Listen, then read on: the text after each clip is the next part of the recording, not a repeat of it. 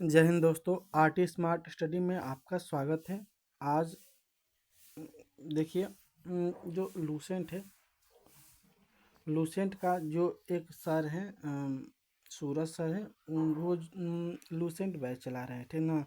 तो उनका जो भी ऑब्जेक्टिव है उसको, यानी कि 90 डेज में पूरा लूसेंट ख़त्म हो गया है, मतलब ख़त्म करने का प्रयास कर रहे हैं, जिसमें उनका 68 से 70 सीट हो गया है।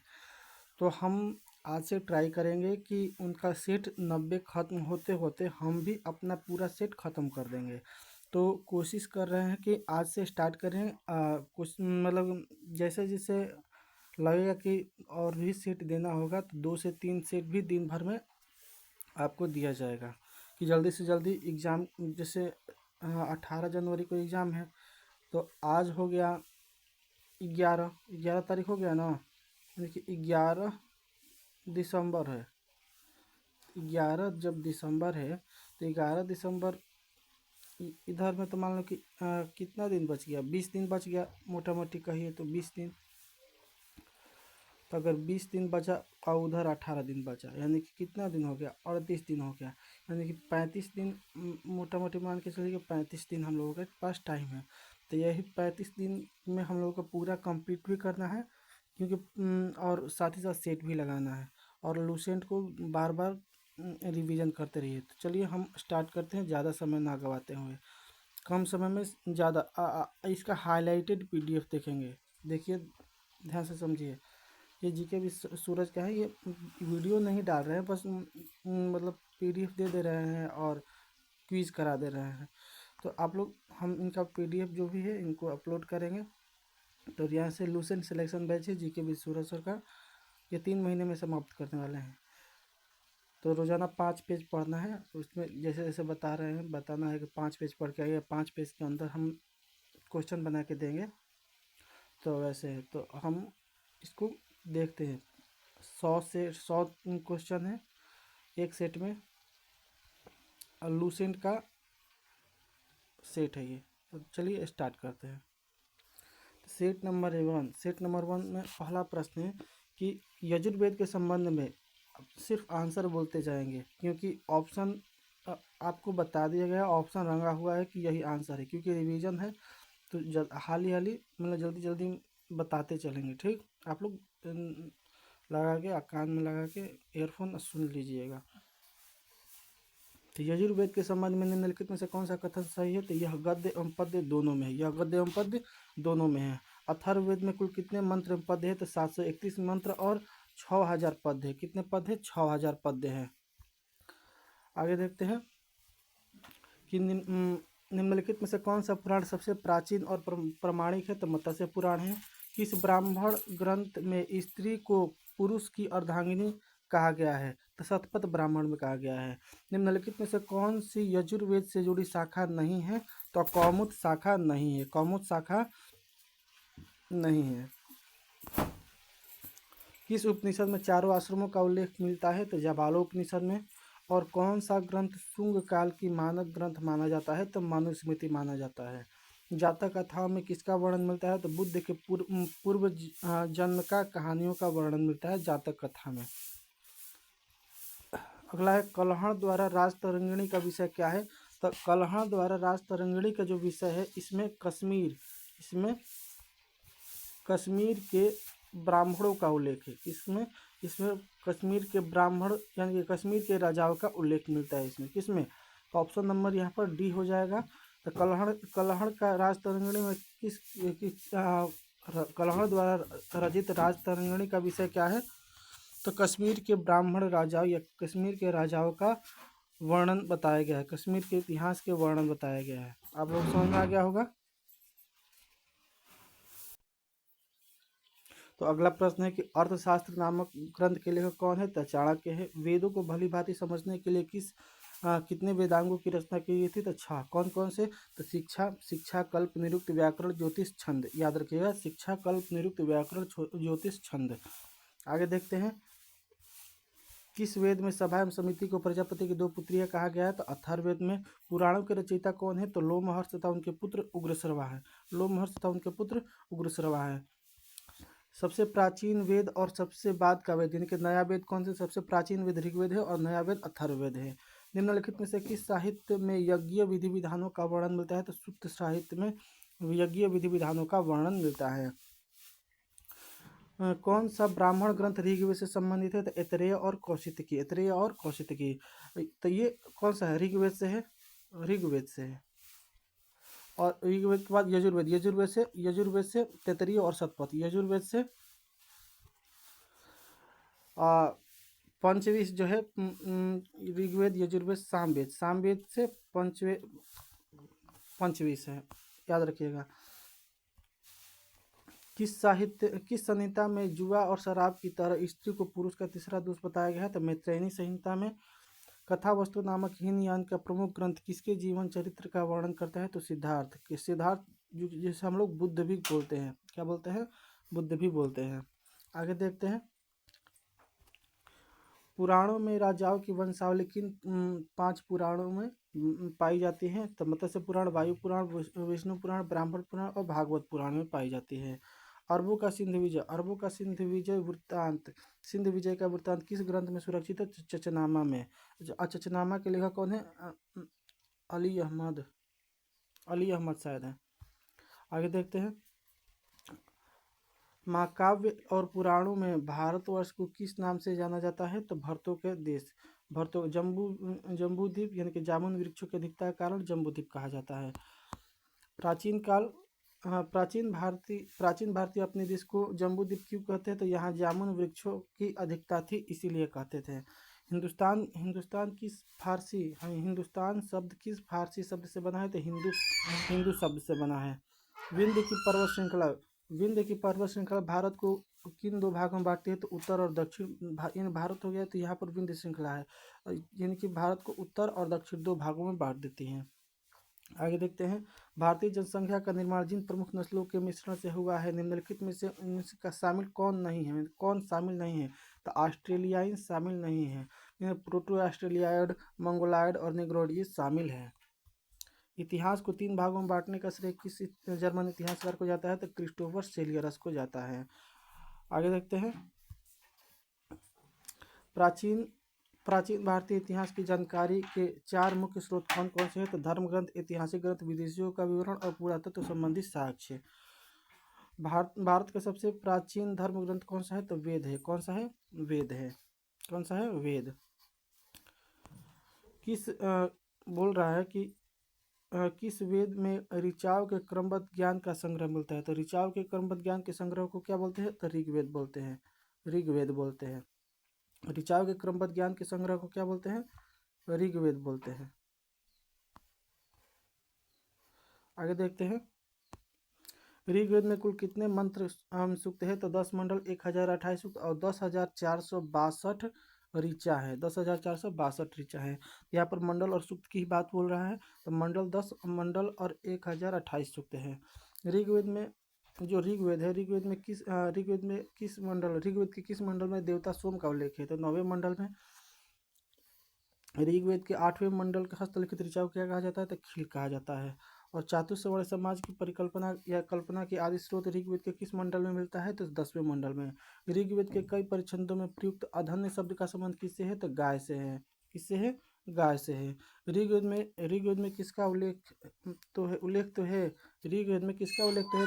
तो किंतु किसका नहीं है, यानी कि ब्रह्मा का उल्लेख है लेकिन आत्मा का उल्लेख नहीं है। ईसा मसीह का जन्म पहले के समय में क्या कहता था? तो ईसा पूर्व, यानी कि ईसा मसीह का जो जन्म है, उनके जन्म के पूर्व के समय को ईसा पूर्व कहते हैं और उनके जन्म के बाद को ईसवी कहते हैं, याद रखिएगा। विंसेंट आर्थर स्मिथ द्वारा लिखित अर्ली हिस्ट्री ऑफ इंडिया में भारत को किस प्रकार का देश कहा गया है? तो स्वेच्छाचारी शासन वाला देश। वामनावतार के 3 पक्षों की आख्यान का प्राचीनतम स्रोत कौन सा वेद है? तो ऋग्वेद है। कौन सा वेद है? ऋग्वेद है।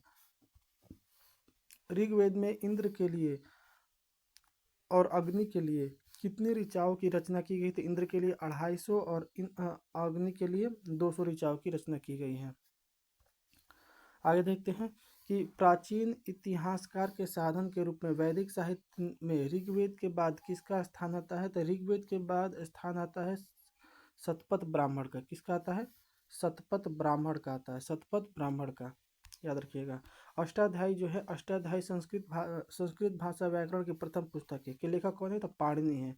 पतंजलि महाभाष्य लिखे हैं। महाभाष्य के लेखक पतंजलि है, जो कि पुष्यमित्र शुंग के पुरोहित थे। इंडिका के लेखक कौन है? तो इंडिका के लेखक मेगास्थनीज है। हेरोडोटस जो है, इनको इतिहास का पिता भी कहा जाता है, हेरोडोटस को। किस अभिलेख में सर्वप्रथम सती प्रथा का लिखित साक्ष्य मिलता है? तो एरण अभिलेख, भानुगुप्त के एरण अभिलेख, भानुगुप्त का जो है, भानुगुप्त का एरण अभिलेख में सती प्रथा का साक्ष्य मिलता है। हाथी गुम्फा अभिलेख कलिंग राजा खारवेल का है, याद रखिएगा। आगे देखते हैं। हिस्टोरिका नामक पुस्तक के लेखक कौन है, जिन्हें इतिहास का पिता कहा जाता है? तो हेरोडोटस को। मेगास्थनीज इंडिका लिखा है।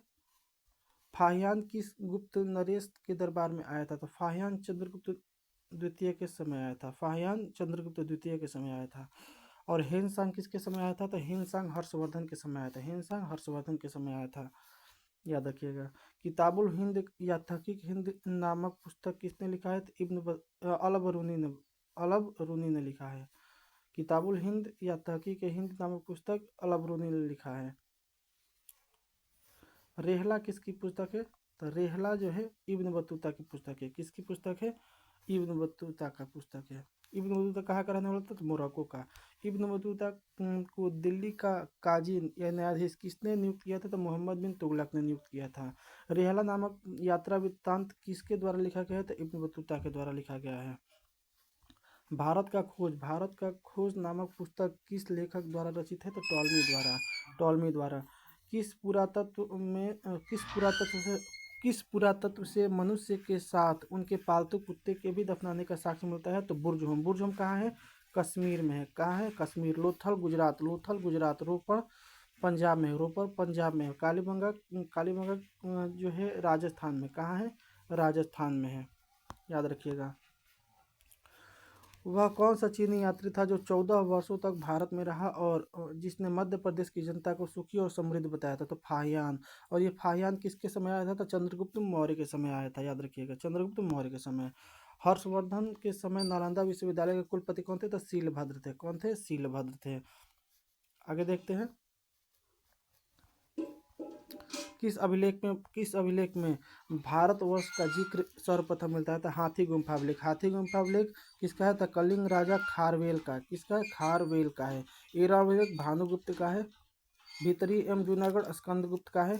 जूनागढ़ अभिलेख भी जूनागढ़ अभिलेख ध्यान नहीं आ रहा, जूनागढ़ अभिलेख स्कंदगुप्त का ही था, आप लोग देख लीजिएगा। किस अभिलेख को भारतीय पुरातत्व का पितामह कहा जाता है? तो अलेक्जेंडर कनिंघम को कहा जाता है। कात्यायन की गार्गी संहिता किस विषय पर आधारित एक ज्योतिष ग्रंथ है जिसमें भारत पर होने वाले यवन आक्रमणों का उल्लेख है? तो ज्योतिष। गार्गी संहिता जो है किस विषय पर आधारित पुस्तक है या ज्योतिष ग्रंथ है? तो ज्योतिष पर आधारित है। किस विदेशी यात्री ने चंद्रगुप्त मौर्य के दरबार में इंडिका नामक पुस्तक लिखी? तो मेगास्थनीज की पुस्तक इंडिका है। किस चीनी यात्री ने बौद्ध धर्म की प्राप्तियां एकत्रित करने के लिए 3 वर्षों तक भारत की यात्रा की? तो संयुग्न, याद रखिएगा। पेरिपल्स ऑफ द इरिथियन सी नामक पुस्तक के लेखक कौन है? तो अज्ञात, यानी कि इसके बारे में कोई जानकारी नहीं है। किस अभिलेख में रेशम की श्रेणियों की जानकारी मिलती है? तो किस अभिलेख में रेशम की श्रेणियों की? तो मंदसौर अभिलेख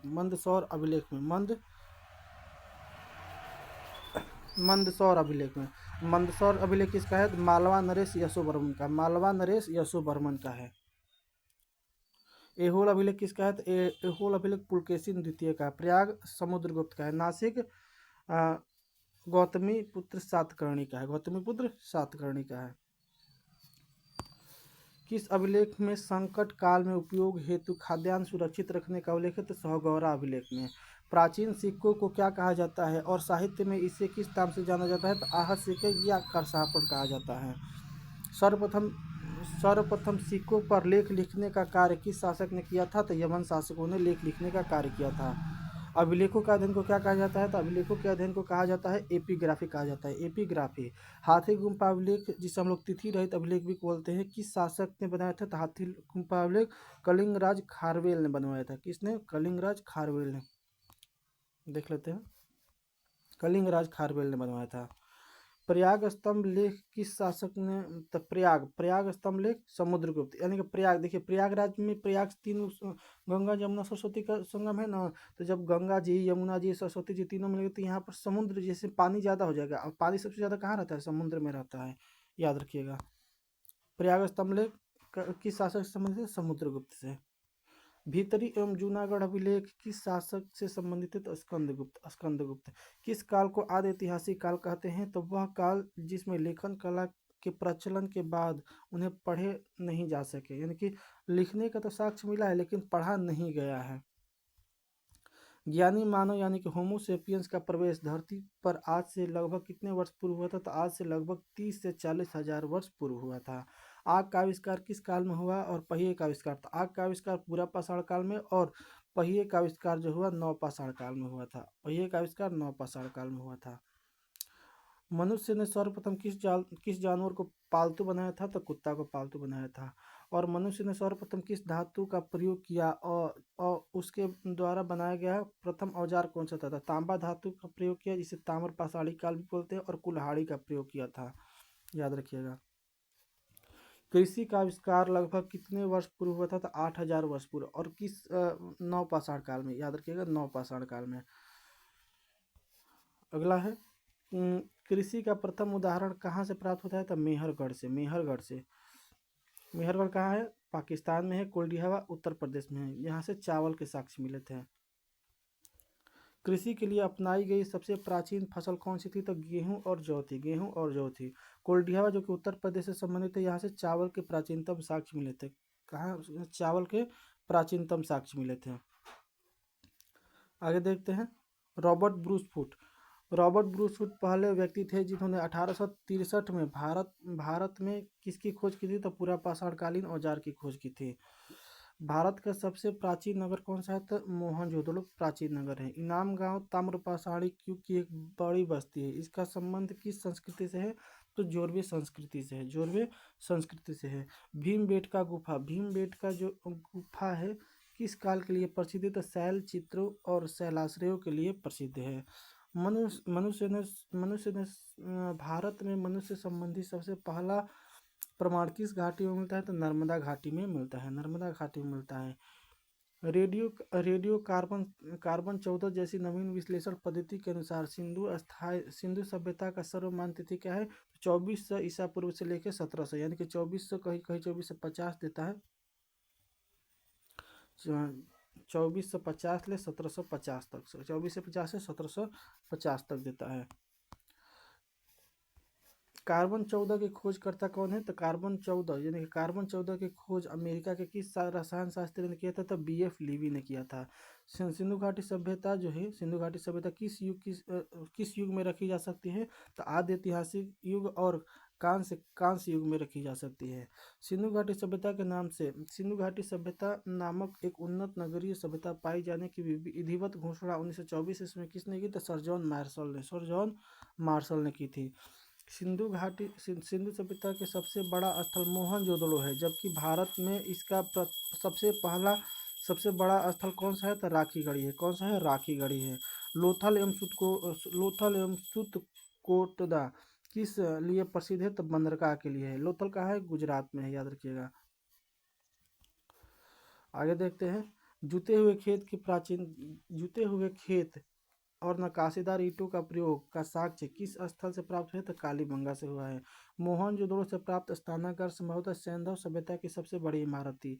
इसके मध्य स्थित स्नान कुंड की लंबाई, चौड़ाई और गहराई की थी? तो लंबाई 11.88 मीटर, चौड़ाई जो थी 7.01 मीटर, और गहराई 2.43 मीटर थी। मोहनजोदड़ो से प्राप्त एक सील पर 3 मुख वाले देवता पशुपतिनाथ की मूर्ति मिली है।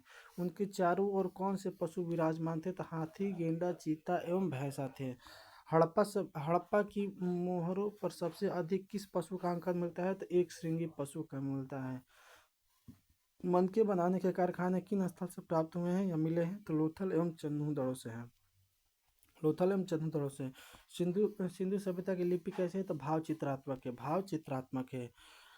लेखन कला की उचित प्रणाली विकसित करने वाली पहली सभ्यता कौन सी? तो सुमेरियन की सभ्यता। कौन सी? सुमेरिया की सभ्यता थी, सुमेरिया की सभ्यता। अगला है सिंधु सभ्यता के लोगों ने नगरों तथा घरों के विन्यास के लिए कौन सी पद्धति अपनाई थी? तो ग्रिड पद्धति अपनाई थी। कौन सी? ग्रिड पद्धति। किस सिंधु नगर के घरों के दरवाजे मुख्य सड़क की ओर खुलते थे? तो लोथल के। कौन से? लोथल, यानी कि सड़क के तरफ ही खुलते थे, लेकिन बाकी सब सड़क के पिछवाड़े यानी कि पीछे खुलते थे। सिंधु सभ्यता में मुख्य फसलें कौन कौन सी थी? तो सिंधु सभ्यता में मुख्य फसलें गेहूं और जौ थी। सैंधववासी मिठास के लिए किस चीज़ का प्रयोग करते थे? तो शहद का प्रयोग करते थे। मिट्टी से बने हल का साक्ष्य कहाँ से मिला है? किस स्थल से मिला है? तो बनमाली से यानी बनावली से मिला है। हड़प्पा किस नदी किनारे है? तो रावी नदी किनारे है, याद रखिएगा। मोहनजोदड़ो सिंधु नदी किनारे है। कालीबंगा घग्गर नदी किनारे है, याद रखिएगा। लोथल जो है, लोथल किस नदी? भोगवा नदी किनारे है, भोगवा नदी के किनारे है, भोगवा, याद रखिएगा। चावल के दाने चावल चावल के दाने किन स्थान से मिले हैं? तो रंगपुर और लोथल से, रंगपुर और लोथल से मिले हैं। और सिंधु घाटी सिंधुकालीन घोड़े के अस्थि पंजर किन स्थल से मिले हैं? तो सुतकोटदा, कालीबंगा और लोथल, ये 3 जगहों से सिंधुकालीन घोड़े के अस्थि पंजर के साक्ष्य मिले हैं। यहाँ पर हमारा वीडियो समाप्त होता है। आप लोगों को कैसा ये वीडियो लगा आप लोग ज़रूर बताइएगा, और लाइक ज़रूर कर दीजिएगा, और कमेंट भी कर दीजिएगा, और अपने दोस्तों के पास शेयर जरूर कीजिएगा। अभी तक आपने सब्सक्राइब नहीं किया है तो सब्सक्राइब कर दीजिएगा। धन्यवाद। मिलते हैं अगले सेट के साथ। जय हिंद।